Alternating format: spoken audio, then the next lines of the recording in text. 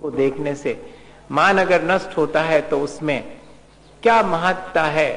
प्रत्यासत्तिर यदि न भवता तस्य तस् शक्ति हेतु। मान स्तंभ में मनुष्यों के मान कषाय को नष्ट करने की सामर्थ्य आ ही नहीं सकती अगर उसमें आप न विराजे हो, अगर आपकी निकटता ना हो तो हमारी मान कषाय नष्ट नहीं हो सकती। भगवान से जितनी निकटता होगी उतनी कषाएं नष्ट होंगी, और जितनी कषाएं नष्ट होंगी भगवान के हम उतने ही निकट हो जाएंगे। निकट क्या हो जाएंगे, हम कषाय के अभाव में स्वयं भगवत्ता को प्राप्त कर लेंगे। भक्ति इतना बड़ा काम करती है। धीरे धीरे भगवान की भक्ति में उनके गुणगान करके हम उनसे निकटता प्राप्त करते हैं, और जैसे जैसे उनके प्रति निकटता आती है वैसे वैसे हमारी कषाएं हमसे दूर होना शुरू होती हैं, और कषायों का अभाव होने पर हम उस भक्ति का प्रसाद प्राप्त कर लेते हैं। भक्ति का प्रसाद अगर कोई है तो यही है कि हम स्वयं भगवान बन गए। भक्ति करने के बाद में प्रसाद बांटा जाता है, वो बहुत बाहरी प्रक्रिया है। अंतरंग में प्रसाद तो ये है कि मेरी कषाएं नष्ट हो गई तो मेरे भीतर प्रसन्नता आ गई, वही प्रसाद है। क्या ऐसा हम भक्ति करके प्रसाद पाकर लौटते हैं? क्या हम अपनी कषायों को कम करके लौटते हैं? क्या हम भगवान से अपनी निकटता महसूस करते हुए भक्ति करके लौटते हैं, या भक्ति करने के क्षणों में हम ऐसी ही कषाय की मंदता और भगवान से निकटता महसूस करते हैं? नहीं, हम तो यहां पर संसार में किसी से छोटे होना पसंद नहीं करते। हमारे भीतर की मान कषाय हमें प्रेरित करती है कि अरे तुम कैसे पीछे रह गए, तुम कैसे छोटे होके रह गए, दौड़ो, तुम भी आगे निकल जाओ, और अगर ऊंचे नहीं हो पाओ तो दूसरे को गिरा करके ऊंचे हो जाओ। हमारी कषाएं तो हमें ऐसा करने के लिए संसार में प्रेरित करती है। उन कषायों को जीतने का सबसे आसान उपाय है भगवान के गुणगान में लीन होना, भगवान की वीतरागता को अपने भीतर प्रकट करने के लिए प्रयत्न करना। एक बिल्ली बहुत दुखी थी। किस बात से दुखी थी? उसको कुत्ते का बहुत डर लगता था। तो उसने एक जादूगर का जादू देखा। वो जादूगर किसी को कुछ भी बना देता था। तो बिल्ली ने भी उससे रिक्वेस्ट करी कि भाई थोड़ी मेरे ऊपर भी दया करो, मुझे भी थोड़ा बड़ा बना दो। तो कितना बड़ा बना दो? ये कुत्ता मेरे से बड़ा है, मुझे परेशान करता है, मुझे उसका बड़ा डर लगता है। तो उसने कहा ठीक। तो बिल्ली की पर्याय बदल गई, उसको कुत्ते की पर्याय मिल गई। लेकिन कुत्ते की पर्याय मिलने के बाद में एक नई समस्या शुरू हो गई। वो जंगल में शेर, चीता, ये भालू, अब ये इतने सारे लोग, इनसे डर लगने लगा। उसने फिर से जादूगर से कहा कि इनमें से कोई, ये तो आपने बहुत कृपा करी, इनमें से कोई बना दो थोड़ा और बड़ा। तो शेर बना दिया,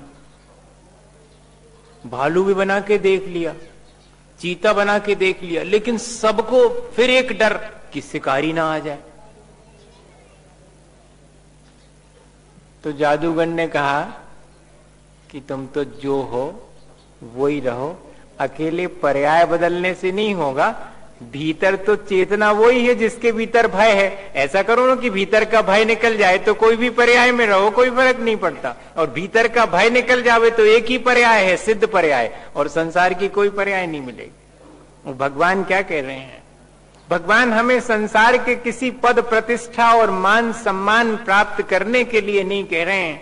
वो तो ये कह रहे हैं कि अगर वास्तव में अपने आप में प्रतिष्ठित होना है, अगर वास्तव में कोई सम्मानजनक जीवन जीना है, तो इन सब कषायों से मुक्त होकर के उस वीतराग स्वरूप को प्राप्त करो, जहां कोई भय नहीं है, जहां कोई आसक्ति नहीं है, जहां कोई अज्ञान नहीं है।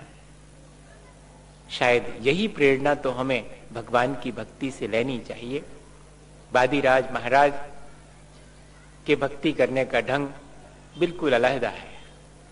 भगवान से कहीं कोई याचना नहीं है, कहीं कोई उनसे अपेक्षा नहीं है, सिर्फ भक्ति का आनंद लेने का जरूर भाव है। और वास्तव में भक्ति वही सार्थक है जिसमें हम भक्ति के क्षणों में और भगवत्ता का अनुभव करते हैं, अपनी कषाएं और आसक्ति और अज्ञान छोड़ करके अत्यंत प्रसन्न भाव से भक्ति करके और आनंदित होते हैं। आगे वादिराज महाराज कह रहे हैं कि अकेले मान कषाय का ही नहीं, समस्त कषायों का ये भक्ति हमसे दूर करने में कारण बनती है। हृदय प्राप्तो मरुदपि भवन मूर्ति शैलोपवाही सद्या पुंसाम निर्वधि रुजा धूलि बंधम धनोति ध्याना हूतो हृदय कमलम यस्तु तु तुम प्रविष्ट तस्या सक्या कई विपुनि देव लोकोपकारा।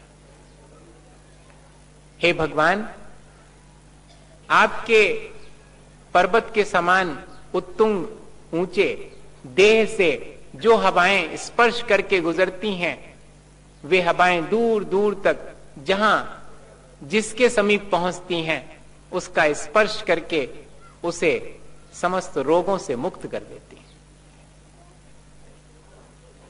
रोग रूपी धूल को बेउड़ा के ले जाती हैं। जैसे कि हवाएं जो बहुत तेज तेज पर्वत से टकरा करके चलती हैं, वे कितनी धूल को उड़ा करके ले जाती हैं, ऐसे ही आपके पर्वत के समान उत्तुंग ऊंची देह से जो हवाएं टकरा करके जाती हैं, वे लोगों के रोग रूपी धूल को नष्ट कर देते हैं। बड़े से बड़ा रोग कौन सा है भैया? कषाय से बड़ा कोई रोग है क्या? और कषाय में भी लोभ से बड़ा कोई रोग है क्या? सारे रोग उसी एक लोभ से उत्पन्न होते हैं। जितने भी मानसिक रोग हैं, शरीर में भी अगर कोई रोग होता है तो हमारे पूर्व संचित उन्हीं कर्मों की वजह से होता है। और वे कर्म हमारी कषायों से ही हमने संचित किए हैं, अपनी अज्ञानतावश हमने वो संचित किए। उन सब संचित कर्मों की धूली को भी कब नष्ट होती है? ध्याना हूं तो हृदय कमलम यस्सु तु त्वं प्रविष्टा। जिसने ध्यान के माध्यम से हे भगवान भक्ति के क्षणों में आपको अपने हृदय में बिठा लिया है। अकेले आपके शरीर से छू करके जाने वाली हवा इतना काम कर सकती है, तो कोई अगर अपने हृदय में आपको बिठा लेवे तब तो उसके द्वारा कह लोकोपकारा ना शक्या।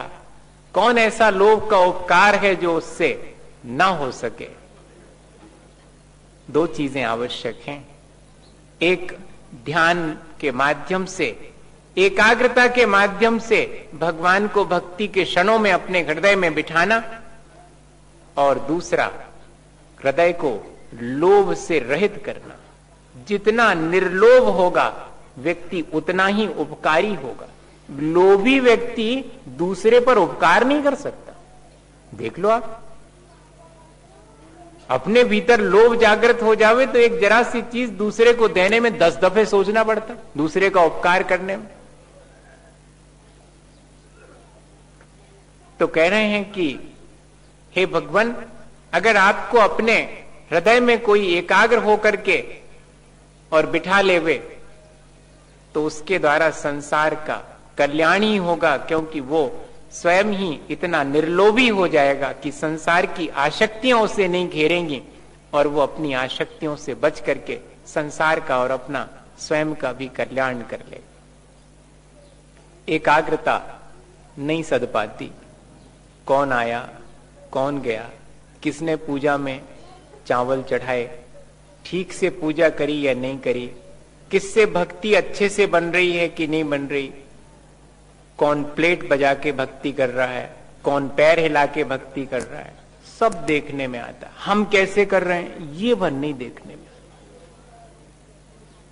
हमने कैसे एकाग्रता से भक्ति करी ये हमें ध्यान नहीं रहता, बाकी सब क्या चल रहा है कहां वो ध्यान रखता। भक्ति के क्षणों में भी अपन इतना चूक जाते हैं, अपनी एकाग्रता नहीं रह पाती, और इसी वजह से उस एकाग्रता के अभाव में और हमारे भीतर वह वीतराग भाव जो भगवान ने प्राप्त किया है वो नहीं आ पाता, और हमारी भक्ति इसलिए अधूरी रह जाती।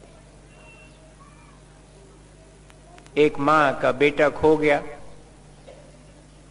ढूंढ रही है, जहां जो बताता है वहां भागती है। भागते भागते अचानक कोई उसे जोर से डांट करके बोलता है कि दिखता नहीं है क्या तेरे को? तो थोड़ी चौंक जाती है, क्या हुआ मेरे से? हुआ ये था कि शाम का समय था, कोई पुजारी जी होंगे भगवान के भक्त, तो अब शाम का समय हो गया है, तो उन्होंने अपनी चादर वादर बिछाई, उसी पे बैठ करके भगवान की भक्ति शुरू की होगी। और अब इस माँ को नहीं दिखाई दिया तो उस चादर पर पैर पड़ गया, तो वो बौखलाए। हालांकि कर रहे थे वो भगवान की भक्ति, पर फिर भी बौखलाए। हो जाता है ऐसा, इसमें कोई वो नहीं। बौखलाए कि तेरे को दिखता नहीं है, मेरे चादर पर तूने पैर रख दिया जो इतनी पवित्र भगवान की भक्ति का स्थान था ये। तो उस मां ने कहा कि सचमुच मुझे अभी कुछ नहीं दिखता, मुझे सिर्फ अपना खोया हुआ बेटा दिख रहा है, पर मुझे आश्चर्य है कि आप तो भगवान की आराधना कर रहे थे, आपको भगवान के अलावा मैं कैसे दिखाई पड़ गई? मेरा पैर उस पर पड़ा, ये कैसे दिखाई पड़ गया? बताइए, अपनी एकाग्रता ऐसी क्यों नहीं हो पाती? संसार के कार्यों में कितनी एकाग्रता अपनी बन जाती है। काश अपना संस्कार अपन इतना प्रबल कर ले। और कोई बात नहीं है, संस्कार नहीं होने की वजह से, संस्कार जिस चीज का होता है उसमें उतनी जल्दी एकाग्रता बनती है। अपन भी भगवान की भक्ति का संस्कार इतना प्रबल बनाएं कि हमारी भी क्षण भर में ही ऐसी एकाग्रता सध जाए कि दीन दुनिया में क्या हो रहा है, जैसे हम उन सब से थोड़ी देर को सही बेखबर हो जाएं और फिर भगवान के ध्यान में लीन हो जाएं। तब फिर जरूर से हमारे कर्म हटेंगे, हमारा लोभ घटेगा, संसार से आसक्ति घटेगी।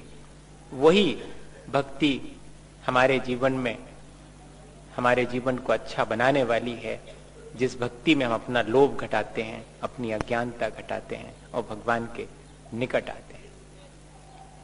वादिराज महाराज की इस भक्ति की भावना से हम भी प्रेरणा दे करके अपने जीवन में ऐसी भक्ति को प्रवेश दें जिससे कुछ नहीं बनता भैया, जो पढ़ा लिखा भी नहीं है, जिससे 4 लाइनें बांसते नहीं बनती शास्त्र की, वो भी कर सकता है। जिसके पास बहुत सारी डिग्री नहीं है, जिसके पास धन पैसा नहीं है, वो भी कर सकता है। यहां इस भक्ति में किसी इन बाहरी चीजों की आवश्यकता नहीं। पूजा की थाली आपने कितनी बढ़िया सजाई है या कि आपके पास द्रव्य नहीं है चढ़ाने के लिए, इससे कोई फर्क नहीं पड़ता। महत्वपूर्ण तो वहां पर यह है कि मैं कितना उस वीतराग भाव के प्रति एकाग्र हुआ हूं और मेरी राग द्वेष से कितनी निर्लिप्तता हुई है, कितनी मेरी वृत्ति में निर्लोभपना आया है, कितना मेरा मान कषाय घटी है। ये जो है वो भक्ति की उपलब्धि है। ऐसी ही भक्ति अपन को करनी चाहिए। लोभ के बारे में तो जगत प्रसिद्ध हैं बहुत सारी घटनाएं। अपन भी एक घटना याद कर लेते हैं कि कम से कम ऐसा वाला लोभता ना हो। थोड़ा बहुत तो चलेगा, थोड़ा लोभ तो नहीं तो अब ऐसे कैसे काम, अब संसार में एकदम थोड़ी निकल जाएंगे एक झटके में, थोड़ा बहुत। लेकिन ऐसा ना हो कि बिल्कुल ही उसी में उलझे रहें और जरा भी भगवान की भक्ति के लिए, अपने कल्याण की बात के लिए जरा भी समय ना मिले, दूसरे के उपकार के लिए भी अपना मन ना बने। इतना लोभी तो नहीं होना चाहिए। एक बहुत गरीब व्यक्ति था, तो परेशान बहुत था वो अपनी आर्थिक स्थिति से। तो राजा को उस पर दया आ गई, तो राजा ने कहा भाई ऐसा कर, थोड़ा परिश्रम तो तुम्हें भी करना पड़ेगा। क्या करना पड़ेगा? दिन भर में सुबेरे से शाम तक मेरे खजाने से जितना धन पैसा सोना चांदी ढो सको तो ढो लो। अरे इसमें क्या परिश्रम? उसने कहा ये तो बहुत आसान सा काम है। घर में आकर के उसने और सबको कहा, सब बड़े खुश हुए। अब खुश तो हुए, लेकिन उस खुशी में भूल गए। क्या भूल गए? कि जल्दी से जाओ ले आओ।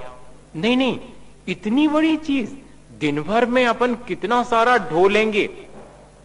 अब घेर लिया लोभ ने, बहुत सारा ढोलेंगे, अब काय को जल्दी, अभी तो 3-4 दिन से भोजन नहीं किया है, सो उधार खरीद के लाओ, सब चुकता कर देंगे बाद में। तो खूब बढ़िया बढ़िया चीजें ला करके भोजन किया। अब भोजन की तासीर तो ये है कि आपने किया है भोजन तो विश्राम भी करो, है ना। तो जनाब सो गए। अब सो गए तो फिर दोपहर में नींद खुली।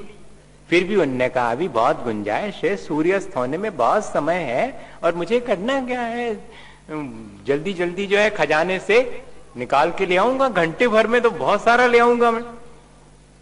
चले जनाब, अब रास्ते में चले जा रहे। अब मोटर गाड़ी में बैठ के भी नहीं जाएंगे, पैदल पैदल चलो, काय को पैसा खर्च करो। हाँ, तो रास्ते में देखा कि कोई खेल तमाशा दिखाने वाला खेल तमाशा दिखा रहा और बड़ा इंटरेस्टिंग। तो खड़े हो गए कैसा चल रहा है।